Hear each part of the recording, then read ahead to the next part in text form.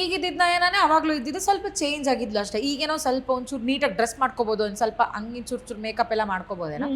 But ಅವಾಗ್ಲೂ ಹಾಗೆ dress ಹಾಕೋದು ಒಂದು ಸ್ವಲ್ಪ ಕರ್ರಗಿದ್ಲು ಒಂಚೂರು.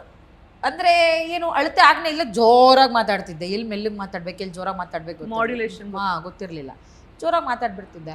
ಆ ಕಾರಣಕ್ಕೆ ಇರ್ಬೋದೇನೋ ಬಹುಶಃ. ಎಲ್ಲಿ ಹೋದ್ರೂ ನೀವು ತುಂಬಾ ಬಾಯ್ಸ್ ತರ ಮಾತಾಡ್ತೀರಾ, ನಿಮ್ಮ ಆಟಿಟ್ಯೂಡ್ ಎಲ್ಲ ಬಾಯ್ಸ್ ತರ.